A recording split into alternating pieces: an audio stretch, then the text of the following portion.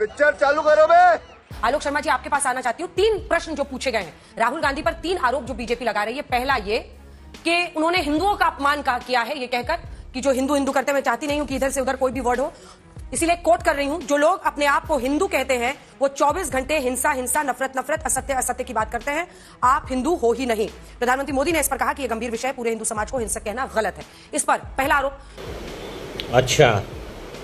दूसरा, वो कह रहे हैं सत्यापन होना चाहिए, क्योंकि वो मांग रहे हैं कि डायरेक्शन जो होता है बाय लोकसभा स्पीकर, उसमें 115(2) में ये प्रावधान है कि जो बातें उन्होंने कही हैं उसमें कुछ झूठ है, उनको उसका सत्यापन करना चाहिए। ठीक है, समझ गया। तीसरा बड़ा आरोप जो लगा रहे हैं, लगातार पहले से लगा रहे हैं, कि बहुत ही अपरिपक्व तरीके से बातें की गई हैं इतने गंभीर वक्त पर और विषय। तीनों पर आपका जवाब। आलोक। अंजना जी, सबसे पहला विषय हिंदू और हिंदुत्व के बारे में जो कहा गया है, उन्होंने साफ कहा है कि आप हिंदू नहीं हैं, और बीजेपी की तरफ पूरा हाथ करके कहा गया है। इसलिए जो भी वक्तव्य है वो बीजेपी के लोग जो नफरत फैलाते हैं, जो अहिंसा की बात करते हैं और जो अहिंसा का समर्थन करते हैं, जो मॉब लिंचिंग करने वाले लोगों को फूलों की माला पहनाते हैं, जो बिल्किस बानो के हत्यारों को फूलों की माला और पहनाते हैं, और जो जेल काट कर आते हैं उनके आने पर मिठाई बांटते हैं, उन लोगों को उस वर्ग के लिए कहा गया है। सही पकड़े हैं। बीजेपी हिंदुत्व नहीं है, ना ही बीजेपी केवल हिंदुत्व की कोई ठेकेदार है। आरएसएस हिंदुत्व नहीं है, मोदी जी कोई हिंदुत्व के ठेकेदार नहीं है। उन्होंने साफ कहा है, अगर मूल आत्मा पर कहीं हिंदुत्व के ऊपर कभी भी अटैक हुआ है तो तब हुआ है जब हाथरस की बेटी, वो भी एक हिंदू थी, जब उसको रात को 2 बजे जला दिया जाता है और तथा कथित हिंदुत्व के ठेकेदार खामोश रहते हैं। जब राम यही नहीं, अभी और सुनिए। मंदिर के मामले में शंकराचार्य तमाम सवाल उठाते हैं बीजेपी के ऊपर और एक का भी जवाब नहीं मिलता है, तब हिंदुत्व के ऊपर अटैक होता है। जब आधे अधूरे मंदिर का शिलान्यास कर कर राजनीतिक रोटियां सेकी जाती हैं, तब हिंदुत्व का और हिंदू धर्म का अपमान होता है। बनारस में जब कॉरिडोर बनाने के नाम पर सैकड़ों मंदिर तोड़ दिए जाते हैं और खंडित मूर्तियां वहां पर चारों तरफ बिखरी पड़ी रहती हैं, ऐसा लगता है कि जैसे महाभारत अभी हुआ हो यहां पर, और शंकराचार्य तमाम सवाल पूछते हैं और बीजेपी के लोग वहां पर कॉरिडोर बनाकर उन महंगी जमीनों को गुजरात के व्यापारियों को बेचते हैं, तब हिंदुत्व का अपमान होता है। अरे बाप रे, ये तो धोती खोल रहा है। जब हिंदुत्व का अपमान होता है, जब कोरोना के समय में लाखों लोग गंगा के किनारे, उनको अंतिम संस्कार का समय नहीं मिलता और बीजेपी के तमाम सरकारों को शर्म नहीं आती है।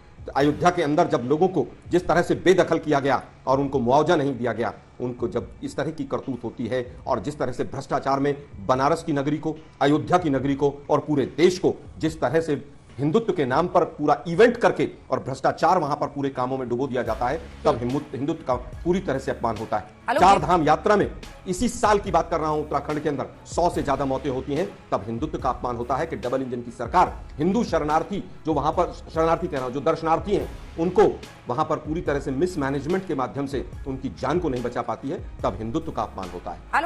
अरे बेटे, तुझे थकान नहीं लग रही क्या? जी आलोक जी, सुधांशु जी कुछ ही देर में उस पर आइएगा, लेकिन सुधांशु जी कुछ ही देर में जुड़ रहे हैं, क्योंकि वो नहीं है।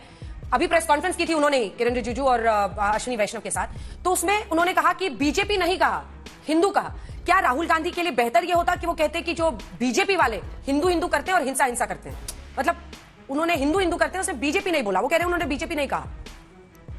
हम मालूम है तेरे बाप को मत सिखा। चल देखिए, शब्द पकड़कर हिंदू और मुस्लिम का ट्विस्ट देना बीजेपी की पुरानी आदत है। जब उन्होंने साफ हाथ किया बीजेपी की तरफ कि आप लोग, आपके लिए कह रहा हूं, तो उसमें पूरा हिंदू समाज कहां से आ गया कि आप लोग कहते हैं और हिंदुत्व के ठेकेदार बनते हैं? तो मुझे नहीं लगता उसमें कहीं पर भी कोई कंफ्यूजन है।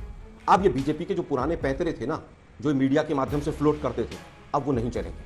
अब पूरी तरह से सच्चाई सामने आएगी। मैंने 10 एग्जाम्पल लिए कि हिंदुत्व का अपमान पिछले 10 वर्षों में कैसे हुआ, और उसके ऊपर बीजेपी का एक प्रवक्ता एक शब्द नहीं बोलेगा। अंतिम संस्कार नहीं मिलना हिंदुत्व में, हिंदू धर्म में सबसे बड़ा हिंदू धर्म का अपमान है, उसकी बात नहीं करेंगे।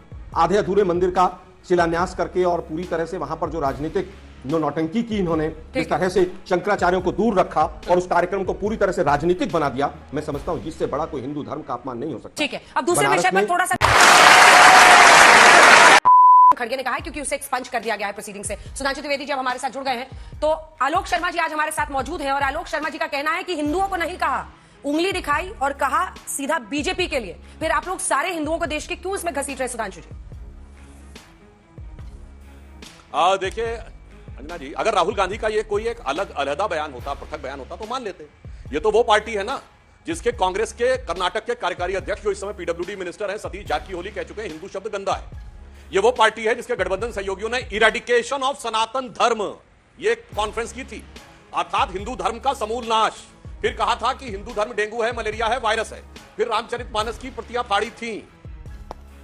ये तो लेटेस्ट न्यूज है। तो ऐसे नहीं बोल रहे हैं आलोक जी, ये पूरी फितरत है। और हिंदुओं को आतंकवादी सत्ता में रह के कहा, हिंसक अलग अब आके विपक्ष में रह के कह रहे हैं। और मैं याद दिलाना चाहता हूं जो बात मैंने अभी प्रेस में भी कही थी कि सुशील कुमार शिंदे ने 20 जनवरी 2013 को जयपुर में कहा था कि बीजेपी आरएसएस के लोग हिंदुओं के लिए वो चला रहे हैं, ट्रेनिंग कैंप्स, हिंसा सिखाई जा रही है। और वो उस समय नेता सदन भी थे और गृह मंत्री भी थे। और 20 फरवरी 2013 को फ्लोर ऑफ द हाउस पे उन्होंने रिग्रेट व्यक्त कर दिया। उनसे कहा कि आप होम मिनिस्टर हैं, आपने इतनी बात कही तो बताइए सबूत, कहां हिंसा हो रही है, कहां पे हिंसक शिविर लगाए जा रहे हैं। उन्होंने रिग्रेट कर लिया। अब ये राहुल गांधी जी सही हैं, यानी सत्ता के बाहर रहते हुए, या उनकी सरकार के गृह मंत्री रिग्रेट कर चुके थे, वो सही थे। मतलब आपने हिंदुओं का जो अपमान किया वो तो आपकी एक श्रृंखला है, परंतु आपने अपनी सरकार का भी अपमान कर दिया, क्योंकि आपकी सरकार के गृह मंत्री माफी मांग लिए थे इस मुद्दे के ऊपर। और आज भी लोकसभा में, राज्यसभा में संघ को लेकर आपत्तिजनक बात कही खड़गे जी ने, तो नेता सदन जगत प्रकाश नड्डा जी ने, जो हमारे राष्ट्रीय अध्यक्ष हैं, उन्होंने इसको काउंटर किया, ऑब्जेक्शन किया, और खड़गे जी ने रिग्रेट कर दिया। अरे आप भी कर दीजिए, काहे बात का अहंकार है। और मैं दूसरी अरे कौन भौंक रहा है ये बदतमीज? बात एक और कहना चाहता हूं आलोक शर्मा जी, ये अभय मुद्रा बताते बताते राहुल गांधी जी को इस्लाम में अभय मुद्रा कैसे दिख गई? इस्लाम में तो कोई चित्र नहीं होता, ये मुद्रा कहां से आ गई? मतलब उनको इल्म हुआ है या फजल हुआ है, या कौन से उलेमाओ इकराम ने उसको बताया है? बताइए ना। इस ढंग से मजाक नहीं उड़ाना चाहिए और गैर जिम्मेदाराना बयान सदन के पटल पर नहीं देना चाहिए। पहली बार वो किसी जिम्मेदार संवैधानिक पद पे आए हैं, अब उस प्रकार की बाल सुलभ उच्छृंखल कार्य करना, जैसे वो फाड़ बाड़ देते थे और फिर जैसे जाके आंखों से इशारा करते थे, अब उससे ऊपर उठना चाहिए। गंभीर परिपक्व वो उस पद पे आके बैठे हैं जिसपे अटल बिहारी वाजपेयी जी, लाल कृष्ण आडवाणी जी, सुषमा स्वराज जी और राज्यसभा में जसवंत सिंह जी, अरुण जेटली जी जैसे लोग रहे हैं, तो कम से कम उस पद की गरिमा को समझिए। अभी बदत है भाई, अभी बदत है। ठीक है, आलोक जी जवाब दीजिए। और साथ ही आज प्रेस कॉन्फ्रेंस में भी वो कह रहे थे कि बार बार भगवान की तस्वीर को उठाना, फिर टेबल पर उसे डालना, ये मतलब हल्का लगा, ये धर्म का अपमान है। सुधांशु जी ने कहा है भाई। देखिए मुझे लगता है इन्होंने जितना अपमान 10 साल में किया उस पर राम मंदिर पर शंकराचार्य के सालों का बात नहीं करेंगे। आलोक जी आपकी आवाज नहीं आ रही, एक बार फिर से रिकनेक्ट कराती हूँ, आपकी आवाज कट रही है बार बार। मैं तब तक आशुतोष जी को शामिल कर लेती हूँ। आशुतोष जी, क्या वाकई राहुल गांधी ने आज हिंदुओं का अपमान किया है अपने इस भाषण के जरिए, जो बीजेपी का आरोप है? Unmute unmute unmute. मुझे लगता है कुछ लोगों ने तय कर लिया है कि वो हिंदू समाज के ठेकेदार हैं। ये जो ठेकेदारी प्रथा जो शुरू हो गई है, ये ठेकेदारी प्रथा बंद होनी चाहिए। क्योंकि जब मैं दो बहुत अच्छे उदाहरण आपको देना चाहता हूं। सरदार पटेल ने 2 चिट्ठियां लिखी हैं, श्यामा प्रसाद मुखर्जी को 18 जुलाई 1948 को, और सरदार पटेल ने सितंबर 1948 को आरएसएस के बारे में गोलवलकर जी को चिट्ठी लिखी। और ये दोनों चिट्ठियां उपलब्ध है, आर्काइव में है, इतिहास के दस्तावेज है। और जो बातें सरदार पटेल ने कही है, मैं पढ़ के सुना देता हूं। सुधांशु जी और रतन शारदा जी को इसका जवाब देना चाहिए, क्योंकि ये लोग सरदार पटेल को अपना आराध्य पुरुष मानते हैं। सरदार पटेल ने श्यामा प्रसाद मुखर्जी को 18 जुलाई 1948 को लिखते हुए कहा, the activities of the RSS constituted a clear threat to the existence of government and the state. Our report shows that those activities, despite the ban, have not died down. Indeed, as time has marched on, the RSS circles are becoming more defiant and are indulging in their subversive activities in an increasing manner. Subversive activities in an increasing manner. दूसरी जो चिट्ठी लिखी उन्होंने 11 सितंबर को लिखी महात्मा गांधी जी की हत्या के बाद। उन्होंने कहा, all their speeches were full of communal poison. It was not necessary to spread poison in order to enthuse the Hindus and organize for their protection. As a final result of the poison, the country had to suffer the sacrifice of the invaluable life of Gandhi ji. Even an iota of sympathy of the government. अब ये जो चिट्ठियां सरदार पटेल ने लिखी वो RSS को define करती हैं। ये चिट्ठी ना तो जवाहरलाल नेहरू ने लिखी है, ये चिट्ठी ना तो इंदिरा गांधी ने लिखी है, ये चिट्ठी सरदार पटेल ने लिखी है और श्यामा प्रसाद मुखर्जी गोलवलकर को लिखी है। और ये कहा है कि आरएसएस के जो भाषण थे वो जहर बुझे हुए थे, और इतने जहर बुझे हुए थे जिसकी वजह से गांधी जी की हत्या हुई। और श्यामा प्रसाद जी के बारे में साफ तौर पर लिखा है कि आपकी एक्टिविटीज जो है वो देश और सरकार के खिलाफ है। ठीक है, अब 2024 पे आ जाते हैं, राहुल गांधी पर आ जाते हैं, क्योंकि आज राहुल गांधी पर जो बीजेपी आरोप लगा रही है उस पर एक छोटा सा जवाब आपका। आशुतोष चाहता हूं कि मैं जो बात मैंने कही उसका जवाब रतन शारदा जी पूछूंगी और सुधांशु त्रिवेदी जी भी। पहले आप इसका जवाब। राहुल गांधी जो भगवान की तस्वीर दिखाना बोलना सही था आपकी नजर में? एक मिनट अंजना जी, मैं मुझे अपनी बात रखने दीजिए। ये ठेका इनको किसने दे दिया कि सारे हिंदुओं की ठेकेदारी इनकी है? इनकी भावनाएं हाथ, और आशुतोष हिंदू इनकी भावनाएं हाथ नहीं हुई, आलोक शर्मा जी हिंदू इनकी भावनाएं हाथ नहीं हुई, अंजना ओम कश्यप हिंदू की भावनाएं हाथ नहीं हुई। ये जो ठेकेदारी प्रथा, ये प्रथा बंद होनी चाहिए। मैं बताऊं, उदाहरण देता हूं। तमिलनाडु के अंदर तमिलनाडु के अंदर जो कहा गया वो ऑफेंसिव था, वो गलत था, नहीं कहा जाना चाहिए। लेकिन तमिलनाडु के चुनाव के दौरान सारी की सारी सीटें उसी पार्टी के पास, गठबंधन के साथियों के पास थी। तो वहां के तो हिंदुओं की भावना आहत होनी चाहिए, तो वहां पर तो डीएमके का तो सफाया हो जाना चाहिए, उनको तो एक वोट नहीं मिलना चाहिए, क्योंकि तमिलनाडु के अंदर भी तो सारे के सारे हिंदू बैठे हुए। तो ये जो ठेकेदारी प्रथा शुरू हो गई है, मैं ही हिंदुओं का ठेकेदार हूं, बैंड बज गया। आशुतोष जी जवाब दीजिए। हिंदुओं की ठेकेदारी की प्रथा आपने शुरू कर दी है, ये उनका आरोप है। देखिए गजब के तर्क देते हैं आशुतोष जी। भाई डीएमके सारी सीटें जीत गई तो उसकी बात सही, और हम लगातार 3 चुनाव जीते तो हमारी बात का कोई मतलब नहीं है। 25 साल से गुजरात जीत रहे तो कोई मतलब नहीं, उत्तर प्रदेश 2 बार जीत के मतलब, आप राजनीतिक विश्लेषक होकर कुछ तो बात कहिए। सही बात है, हम हिंदुत्व के ठेकेदार नहीं है, आप लोग हिंदुत्व के विनाश के ठेकेदार। कोई सेंस है इस बात की? क्योंकि आपने सिर्फ यह कह दिया कि रेडिकेशन ऑफ सनातन धर्म गलत था। क्या गलत बोला गया? कोई स्टेटमेंट दिया गया? कोई सीडब्ल्यूसी में प्रस्ताव पारित किया गया? फिलिस्तीन के पक्ष में सीडब्ल्यूसी का प्रस्ताव है, हमास के पक्ष में स्टेटमेंट्स हैं, और वोट जिहाद का वाक्य है, और फिर कह रहे हैं वो गलत। और उसके बाद उसको फर्दर एलिब्रेट किया गया, हिंदू धर्म वायरस है, वो कह रहा नहीं वायरस नहीं है, कोरोना नहीं, एचआईवी है, इसके साथ स्टिग्मा भी होना चाहिए। और तमिलनाडु की बात तो महोदय, तमिलनाडु में इस बार पहली बार बीजेपी को कांग्रेस से ज्यादा वोट मिला है। 10.25% वोट कांग्रेस को और 11.5% वोट भारतीय जनता पार्टी को मिला है। इसलिए हमने बात कही। और एक फैक्ट और कह देता हूं, आज सोचिए जरा, ध्यान करिएगा, राहुल गांधी ने आज भगवान की फोटोएं दिखाई तो शपथ ईश्वर के नाम की क्यों नहीं ली है? शपथ ईश्वर के नाम की क्यों नहीं ली है भाई? ईश्वर के नाम की शपथ श्रद्धा नहीं है और राजनीति में प्रयोग करना है। आपका स्वतंत्रता है, तो जो लोग कहते हैं मैं ईश्वर, लेकिन सुधांशु जी तो मैं धर्म के विषय बोलना भी नहीं चाहता, क्योंकि दक्षिण में इनके सहयोगी दलों के नेताओं ने डेंगू से लेकर तमाम बीमारियों पर टिप्पणी की, इसलिए ईश्वर के नाम की शपथ ली, इसलिए नहीं ली, इसलिए ये वजह है कि आज उनकी बातें आपको ऐसी लग रही हैं कि वो हिंदुत्व पर हमला है। मतलब आज की बात पर आइए ना, क्योंकि आप लोगों ने इतना बड़ा इशू तो आज उनके भाषण पर किया है। आज ऐसा क्या किया है, जरा बताइए। हाँ मैं बता रहा हूं, जो ईश्वर के नाम की शपथ न ले वो ईश्वर की फोटोएं दिखाए और उनको असम्मानजनक तरीके से यूं दिखा के नीचे करे, जिसपे स्पीकर ने भी कहा कि चाहे गुरु नानक देव की तस्वीर हो और फिर चाहे भगवान कृष्ण का, भगवान शंकर का चित्र हो, यह बिल्कुल गलत है। यह राजनीति नजर आती है। और मैंने तो पूछा भाई, जवाब दे दे, इस्लाम में तो चित्र नहीं होता, तो इस्लाम में अभय मुद्रा कहां से नजर आ गई? सोचिए जरा, बता दीजिए। बता, आप राहुल गांधी को कहा, आलोक शर्मा जी हैं वो अपना डिफेंड करेंगे, तो आप लोग जो बात कह रहे हैं उनको आलोक जी बता दीजिए ना। आलोक जी जुड़ गए, उत्तर दें। आलोक जी जुड़ गए, इसके बाद आशुतोष जी फौरन आएंगे। आलोक जी जल्दी से एक छोटा सा जवाब। मेरे सवाल का जवाब नहीं दिया इन्होंने, सुधांशु जी। अच्छा, संघ पर जो आपका सवाल है उसका जवाब लेंगे। पहले आलोक जी एक बार बोल लें। आलोक जी का कनेक्शन कट गया था, एक बार आलोक जी जवाब दें, फिर आते हैं संघ पे।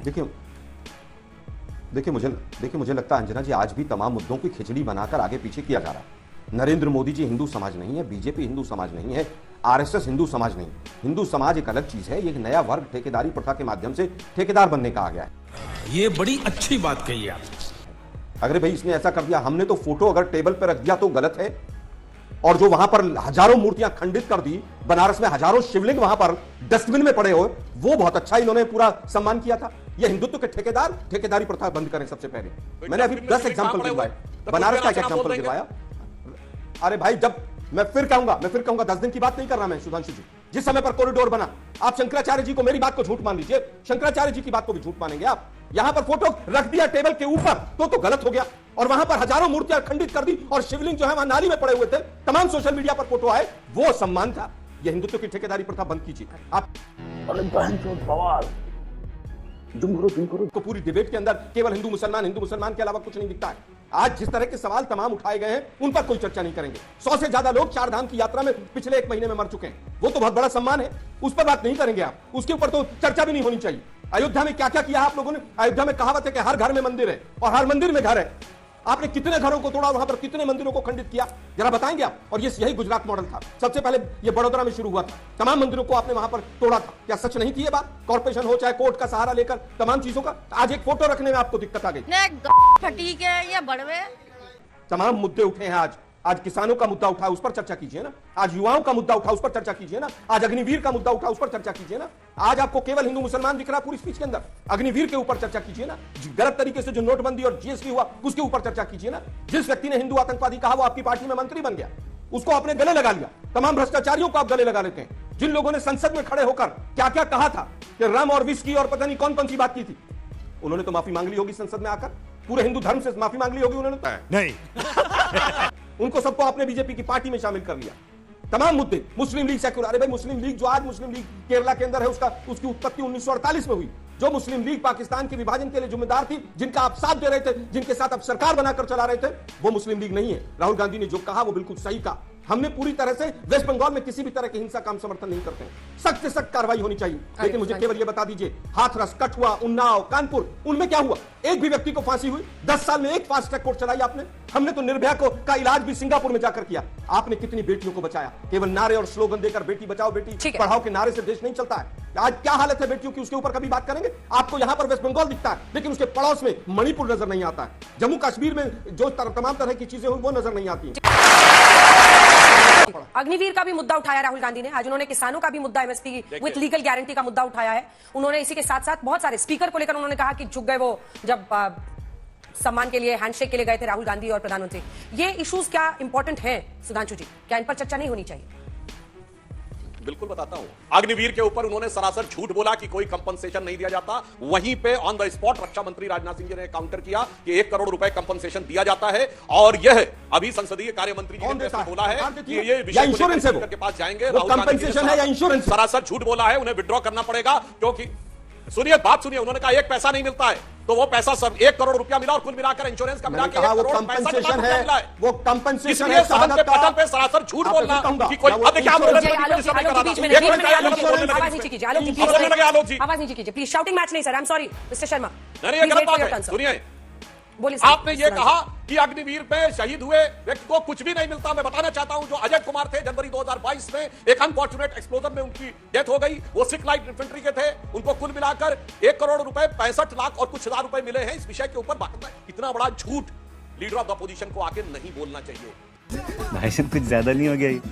मतलब कुछ भी आप लोग इस विषय की फिर बार बार उठा के बात करना शुरू कर देते हैं। हिंदू मुस्लिम हम तो नहीं लाए। आप कहे हिंसा हिंदू और फलाना हिंदू लेके चले आते हैं, आप इसको लाते हैं और आप कितना सरासर झूठ बोल रहे हैं। आलोक जी, आज की इंडियन यूनियन मुस्लिम लीग वही है जो जिन्ना की मुस्लिम लीग थी, क्योंकि इसके संस्थापक मोहम्मद इस्माइल आजादी से पहले जिन्ना की मुस्लिम लीग के मद्रास प्रेसिडेंसी के चीफ थे। और उनके नेतृत्व में 1946 की असेंबली में 30 की 30 मुस्लिम डोमिनेंट सीटें जो मुस्लिमों के लिए आरक्षित थी, इन्हीं मोहम्मद इस्माइल के नेतृत्व में मद्रास प्रेसिडेंसी की जीती थी। और उन्हें कायदे मिल्लत कहा जाता था और जिन्ना को कायदे आजम कहा जाता था। और सुनिए महाराज, ऐसे हवा में मत बात किया करिए। 28 अगस्त 1947 को इसी मुस्लिम लीग के नेता ने, इसके साथ का गठबंधन है, मुसलमानों के लिए अलग पहचान और अलग इलेक्ट्रेट की मांग की, चुनाव क्षेत्रों की मांग की, जिसका जवाब गुस्से में देते हुए सरदार पटेल ने कहा। और यह 3 जनवरी 48 को कलकत्ता में भी बोला कि भारत के अधिकांश मुसलमानों ने पाकिस्तान बनने के लिए वोट किया है। मैं नहीं मानता एक दिन में आपका दिल बदल गया, पर खैर जो हो गया सो हो गया, पुरानी बात भूलिए। और अब क्रमशः कृपया अलग पहचान और अलग चुनाव की बात मत करिए। ये कहिए कि देश के साथ आप कैसे आना चाहते हैं। और ये राहुल गांधी विदेश में जाकर कहते हैं मुस्लिम लीग इज एब्सोल्युटली सेकुलर। अरे झूठ बोल रहा है, ये झूठ बोल रहा है। मुझे लगता है जिस मुस्लिम लीग जो मुस्लिम लीग आज केरला में है, उसका गठन 1948 में हुआ। मेरे पास तारीख नहीं है, मैं तारीख दे देता। अगर उसमें से कोई व्यक्ति पहली वाली मुस्लिम लीग में था, इसका मतलब ये नहीं है कि पुरानी मुस्लिम लीग हो। ये बरगलाने का काम बंद कर। मैं तारीख बता देता हूं आलोक जी, मार्च 1948 में सारे वही। ठीक है सुधांशु जी बीच में। अरे तो आपने अपने आप को ही गलत ठहरा लिया कि अगर मार्च 48 में हुआ तो 47 के उनके वक्तव्य इस संस्था से कैसे जोड़े जा सकते। अब वापस आते हैं। आज ऐसा लग रहा है अंजना जी कि एक अकेला सब पर भारी। जो मोदी जी ने कहा था, आज लीडर ऑफ अपोजिशन पूरे मंत्रिमंडल के ऊपर भारी पड़े। मैंने अभी कहा अग्निवीर के ऊपर इंश्योरेंस मिलता है, इंश्योरेंस कंपनी देती है या सरकार पैसा देती है? राजनाथ सिंह जी से पूछकर अगले शो में आज तक पे बता के जाइएगा जरूर। आज न शहीद का दर्जा मिलता है और यहां तक कि पुलवामा के शहीदों को भी आज तक शहीद का दर्जा नहीं मिला। तो कम से कम आप शहादत की बात तो करें ही ना। ये बड़ी अच्छी बात कही आप। तमाम विषय उठाए, लेफ्ट के, राइट के। मैं फिर बार बार कह रहा हूं कि आप ये बताइए कि गलत जीएसटी से, गलत नोटबंदी से आपने अरबपतियों का फायदा पहुंचाया, उससे बेरोजगारी कितनी बढ़ी, उसके ऊपर बात क्यों नहीं करते हैं आप क्यों नहीं बात करते हैं कि एमएसएमई का भट्टा आपने बैठा दिया? आप क्यों नहीं बात करते हैं किसानों के लिए एमएससी की कानूनी गारंटी के लिए आज लगभग 2 साल हो गए कमेटी बने, उस कमेटी की एक भी मीटिंग नहीं हुई है। उस पर क्यों नहीं बात करते हैं आपके एमएसपी की लीगल गारंटी मिलनी चाहिए? शिवराज सिंह चौहान जी ने झूठ बोला अभी सदन के अंदर कि हम 50% उसके लागत से मूल्य देते हैं। गलत है। सरकार ने एफिडेविट दिया सुप्रीम कोर्ट में कि हम ऐसा कर ही नहीं सकते। 700 पेज का एफिडेविट है कि कैसे संभव नहीं। आप डराना बंद कीजिए देश को। मिसमैनेजमेंट की वजह से तमाम अर्थव्यवस्था, सामाजिक व्यवस्था, विदेश नीति सबका भट्टा बैठा दिया है और उसका केवल एक कारण है आपका अहंकार। नॉन बायोलॉजिकल विश्व गुरु का अहंकार। अरे आज हिंदू मुसलमान कर रहे हैं। जो नीट में लाखों बच्चे फंसे हुए हैं, वो हिंदू और मुसलमान की नजर से मत देखिए, वो हिंदुस्तानी है। क्या उसमें 80-90% हिंदुओं के बच्चे नहीं है? वहां पर आपको हिंदू नहीं दिखता है, आपको केवल ये मूर्तियां देखने से लगता है। रतन शारदा जी, इस इशू पर भी जवाब दीजिए, और जो आशुतोष जी ने बोला उस पर भी जवाब। अंतिम बात बोल लीजिए जल्दी से सब। अंजना जी, अंतिम बात मैं केवल ये पूछना चाहता हूं, बीजेपी कल सदन में बताए कि बनारस में कितने शिवलिंग और कितनी मूर्तियां थानों में रखी हुई हैं, पुलिस स्टेशन पे मूर्तियां रखी हुई हैं, और वो ज्यादातर जमीन पे रखी हुई हैं। रतन शर्मा, हजारों साल पूजा हुई, उसकी संख्या बताइए सदन में आप। ठीक है मिस्टर शर्मा।